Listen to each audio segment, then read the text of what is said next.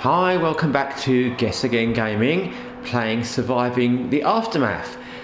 So, continuing on from the last video, like I said, I've played on a bit, well actually quite a bit.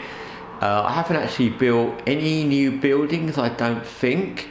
So all that happened was I waited and waited for us to collect the resources we needed, which is wood and plastic, to build the gate, which is the kind of main objective really, other than surviving. I think a few people got injured, but because we had our medical tent up and running,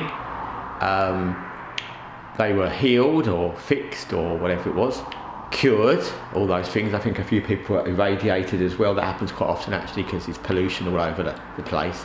Even if you plan to not put anything near it, you'll end up with someone getting irradiated. It happens. So plus there's radioactive storms sometimes and stuff like that. So other than a few injuries, I think there was a couple of little events and food went bad and we threw it away, and nothing spectacular. So we've got to the point we can build the gate, and all you do is you click on the building menu as such there, and you just click on the gate, and then you'll get this thing which is self-explanatory, where there's only really one place you can put it. You can already tell before you build it where it's going to have to go, and it just says place, and you press X and you place it, and then you'll start building it. And I'll come out of pause, so we will start building it. As you can see in the top left, like I said, we've only got 2 free workers, so we might free up somebody from somewhere. He's done 100% of scouting, so what we'll do is we'll free him up. That gives us free people. Free people sounds weird. We could take somebody out the medical tent, but what else have we got spare here? We've got, yeah, we'll take one of these as well. So you can do that quite often. You probably will want to be doing that pretty regularly, like taking people from places where you have no real interest at that time. Like that tower didn't really have anything other than like scouting, and it's done its scouting, so the only other thing would be to act as a kind of mini guard, and we don't need that necessarily. We've got 2, we've got plastic, scrap, we've got 2 of those. So again, we'll take somebody off. I know we've already got one there. We'll take somebody out of that one. You can take both the people out of somewhere and just have the building unoccupied. It won't fall into disrepair or anything unless it gets damaged by something else. So you can just completely have a building abandoned and just leave it and then bring someone back later on. There's no deficit to doing that, other than you don't get the resources or whatever it is from the building. So if you have no one in a lumber yard, then no one's cutting down wood. If you have no one in the medical tent, no one's healing people, but the building will stay there. So at the moment we've got as many people as we can free up. As you can see, they all go. Look, there you go. Bringing resources to the gate, because at the moment the gate's kind of the most important thing. And then what you kind of want to do is make sure you've got everybody doing something worthwhile. So there's some wood there, and we're a bit short on wood, so we'll send her to get some wood. We've got her there. Let's see how many berry bushes we've got around. We've got one there. I'm going to leave that one. We've got one there. We've got one there. We've got one there. Okay. We send her to collect some berries, because you want to kind of like I said, it's all a balance. I think with all games like this, with all games, it's a balance of keeping resources going, because you don't want to run out of resources while you're building a gate, and that will take we've already taken up a lot of our resources. But equally, you need to get the gate built, because that's really the only way you can progress at all. You can't just stay in your own small camp for very long. So the sooner you get that done, the better. So we've got the gate underway. We've got people building resources. Obviously, while we're doing that, we're not going to be looking to build anything else, even if we've got enough wood and enough plastic to probably build something else. We definitely have.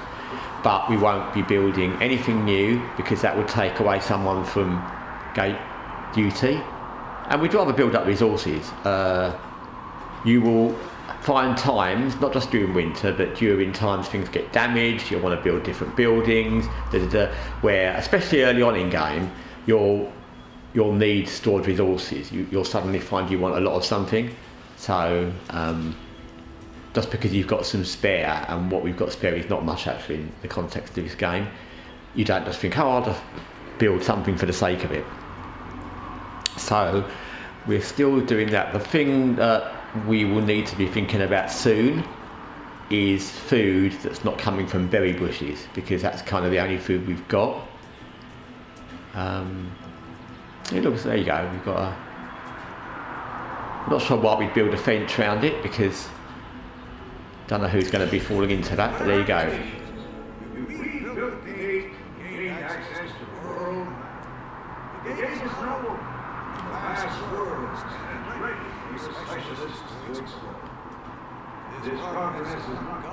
All good.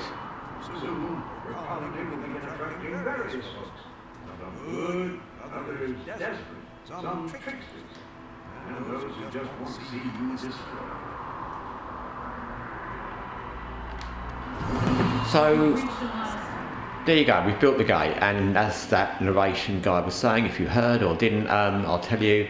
So what he's saying is now we can go out into the big wide world, and with it comes basically the risks of the big wide world. So we can go out into the big wide world and we can explore, but equally by doing that straight away you'll get survivors, you can get bandits, or whatever they call them in this game, marauders or unfriendly types. So there's this, and as I said before, when you get survivors turn up after you've built the gate, it will tell you much more about them. So we've got these survivors, like I said, they sometimes come with a specialist. This group do, they don't always, they don't often actually, but sometimes they do. So this is quite a big group of survivors, I'd say. They've got 7 adults, they've got 3 children. One of them is a specialist who's a fighter, which is useful. Because we haven't got a specialist fighter yet, so that's handy. And they've got quite a lot of supplies. They've got some, you can see 4 warm clothes, they've got some tools, they've got some plastics, wood, some money, some other bits and pieces. So yeah, we'll have them. It obviously means more resources we're going to be using up. It obviously means we're going to have to build new housing, but we can do with the people, and we could definitely do with specialists. You can get specialists in a few ways. They'll turn up here, or they'll turn up on their own sometimes and ask if you want them, or you can you can pay for one, and then you get the option to buy one. But when you get the chance to pay for one, just like when they turn up like this, you can't pick which one. It will offer you one, and you can decide to pay, or you can move on and wait for the next one to come round, but you can't pick from that any list which ones you want, so it's just random luck. So we're going to take these. I'm just going to pause the game while we see what we need to do. So we're going to be short, you can see we're short everything now. We've got minus water, so that's not a major problem. We've got minus housing, 8 people are homeless, that's not very good, and we're going to need to do something about that. So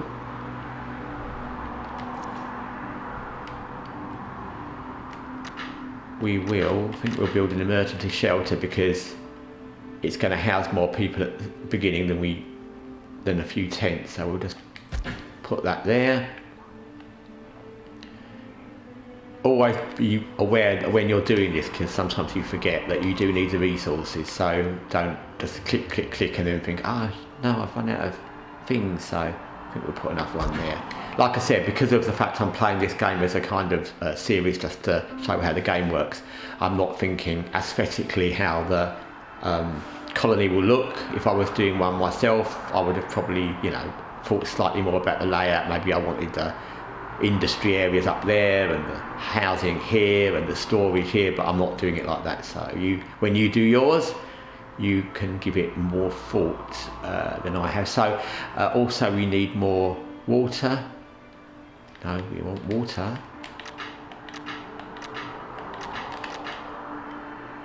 We still can't fit that. I'm going to try again with that water collector. Let's see if we can. We've got it the wrong way around, so that doesn't help. Okay, that's good. I think I was just doing it wrong the first time.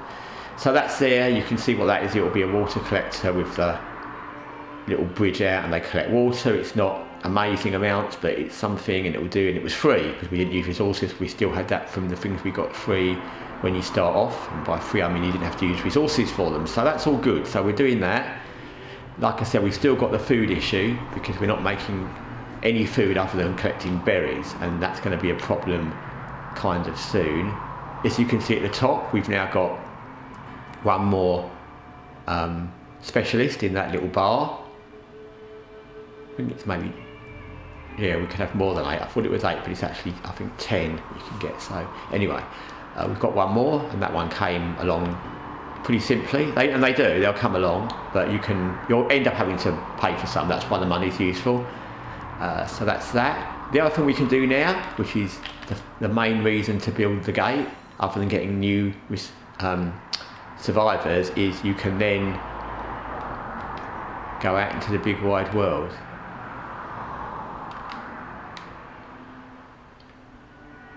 So we can select someone. I'll just move this on a bit.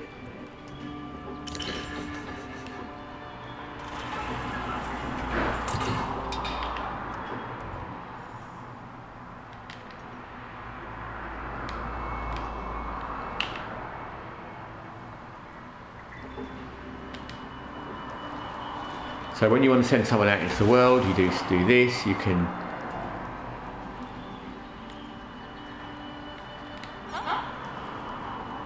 pick who you want to send somewhere, and it will say at the bottom of that, send to the world map, and then you have to kind of decide who to send.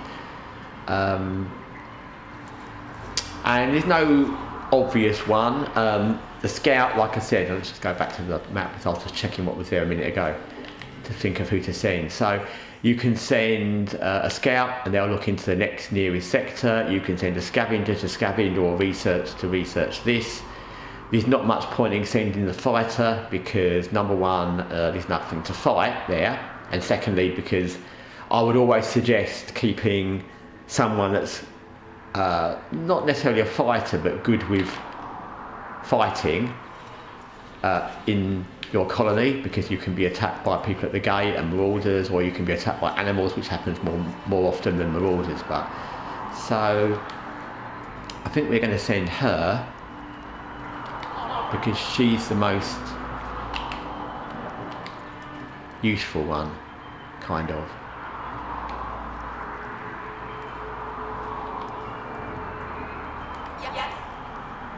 Yeah, okay, that's fine. She takes a little while for them to leave. I was just checking what I did. So all these guys, you get these little yellow things above people's heads. It tells you they're irradiated or they're homeless. This little sign means they're homeless, but we're building their homes. Let's go back to this is how this looks. So we've got our sector, and now because we've sent that specialist to the outside world, she's there. We click on her, and she can go wherever we want. She's okay with scavenging, so it depends what you think you need. But at the moment, we would like to start research, and we haven't got any research points, and she's good on research, so we can send her here. There's no amount of specialists you can't send out into the real world. So, for example, and I will do this actually. We're going to send her to the, oh, by the way, press R2 to click on the send thing, and then you can send them to the world map, and she'll be off to the world map as well. Like I said, always make sure no one's standing around. So this one's standing around doing nothing. So we'll just, where was that berry bush? So we'll just get some more berries while we're there, because never leave specialists just standing doing nothing, because that's just a waste. Later on, when you've got all your specialists, which is like the whole of that top line filled up, you will kind of end up having maybe a couple you'll need to keep standing around just to kind of keep guard when you get more marauders and more things going on. So you will, but certainly early on you don't want people just standing around doing nothing. Okay, so Jin, the other specialist, is now at the gate, or in the real world, so she's left our colony, and we can send her. She's a scout. So the first thing I will do, and this is how this works just to show you, is you send them there, and then they get that little binoculars thing, and you click on that, and that does that, and then that means she's scouting basically. And like I said, because she's a scout, she's quicker at that. So, although it's one of the things it doesn't show you in that original little panel where it says attack, scavenge and what they're good at. All it says about scouts is scout, but it doesn't really tell you like their scout speed is important. It doesn't tell you that mechanic really, so that's how that works. So there you can see that's how it's working. She's scouting, she's doing research, and you can see back in the colony underneath their portraits at the top, it's got that kind of circle. It's a green circle, which means they're out in the real world, whereas the other new specialist, she's at home, so she's got the little house picture, so she's here, and that tells you what they're all doing. So you can see that the two out in the real world, one's doing research, that's that little beaker thing, one's scouting, and the one at home's doing scavenging. So it's always good to keep an eye on them. It will tell you when the ones in the real world have completed their task, so that's handy, so you won't have to keep watching, but even so, it's always good to keep an eye on it. It won't tell you when the ones at home have stopped scavenging, so they'll just be standing there, so you do have to keep an eye on that. So now we've kind of got everything going okay. We've got a bit of surplus water, and this is where you start thinking, what else can you do that you might need to do? And like I said, I don't play this often, or I have played it a lot, so I don't even remember myself. Oops. Exactly what I might want to do. That's not what I wanted to do. So logging camp is handy because you will want logs to burn, and we've got quite a lot of spare people. Logging is one of those things to do when you've got spare people, basically. So we've got some spares, we'll put it there. Spare people sounds awful. We've got colonist 3. That's when you know, things land, meteors land, something damaged there. Burial pit, but we've got the things to repair it, that's fine. So we build a lumberyard, and like I said, these things like this, collecting food, resources, especially logging and making firewood and things like that, they're things to do when you've got a lot of spare people. You can just build that up and store it, and there's no loss. The other thing we'll do, speaking of storage, is, I always forget this, so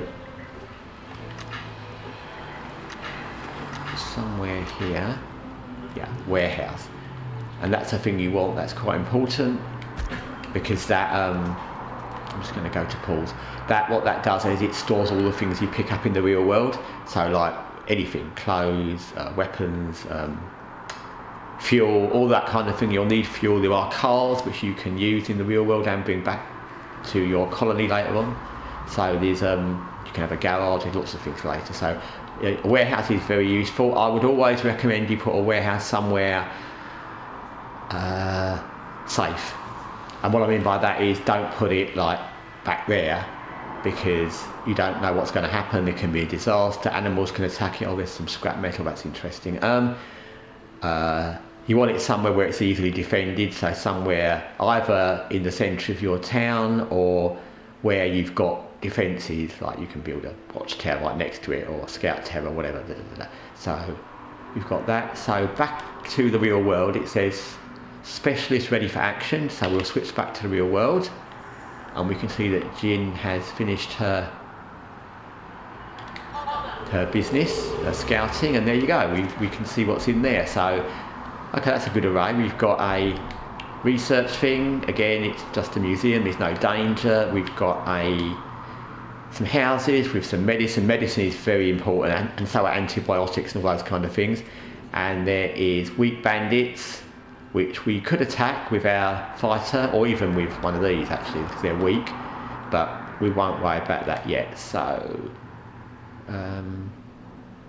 we're just going to get that medicine because that can be useful. There's other things we can get, and if we had extra amounts of specialists we could be getting them all at the same time, but unfortunately we don't. And like I said, I'm going to keep the one specialist at home in case anything happens. So that's kind of how it progresses. So you've seen the gate, that's how the gate works. It's pretty basic. Once you get the gate, the things you want to be building is basically a warehouse. The two things when you get the gate are, number one, get a warehouse. Number two, to put the stuff from the outside world in. Number two, send people into the outside world, one, to get whatever you've seen in your own sector, and preferably to check the next sector, or as many sectors you want to check to see what's there. There might be something more exciting there. I mean, back to that again, we've seen there's some clothes there which we'll want, and there's some tools there which we'll want, but that medicine is more important than that, and so is that research probably. So we'll get them and then we'll decide whether we want these, or check another sector. So you have to balance it all. And then the only other thing you'll probably do, and you can do this when you've got resources, it's another thing to do sometimes when you've got resources and you're not building anything else, is you can always build in advance. You can build like a few shelters or a few tents, so you've always got spare housing, because new people will always turn up, and you've always got something there for them instead of having to build it. And as you can see at the top, we've got 9 people now who are kind of free. So actually, because we've got 9 people that are free, always remember this, because it's easy to forget, when you've got a lot of spare people that aren't doing much,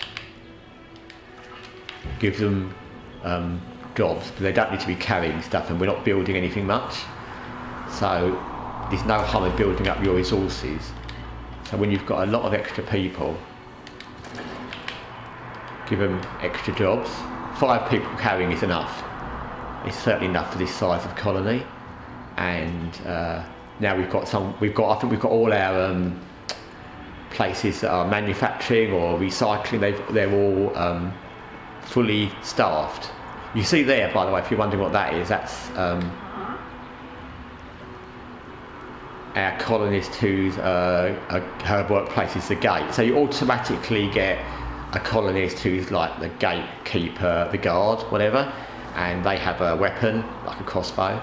So you've always got somebody there, but bear in mind, if you get attacked, that one person won't be enough, so you'll need either a scout tower, which would give you another colonist that's armed, or have a specialist that can run down. Actually thinking about that possibility, and because we've got time,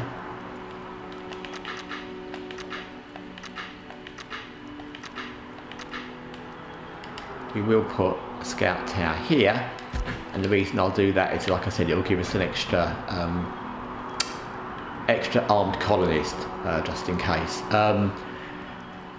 It's not the ideal place to put a scout tower, because there's nothing to scout there, but later on that will be a watchtower, and that will be what it is. You can upgrade it, but at the moment that's the only option, so we'll do that. And there you go. So that is surviving the aftermath, building the gate. Built the gate, gone to the big wide world. They're all doing what they're doing, which is fantastic.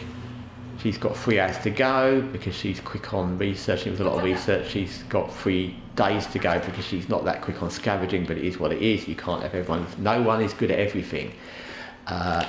So we're out in the big wide world, we found a new sector, we've got some stuff, we're going to have our new research soon, which will be a good time to start the next video. And everything in our colony of New London is going okay for now. People are kind of like still there in happiness, but we've got enough spare workers, we've got all our places filled up with workers, we've got enough food, we've got enough water, and it's all swimmingly fine, or even going swimmingly. Of course that can change very quickly, and it will, but so I'm going to enjoy this moment and say thanks for watching Guessagaingaming, and I'll be back. Like I said, I'll move this on a little bit, probably to the moment when we start research, for the next video. In the meantime, from Guessagaingaming, take care till next time.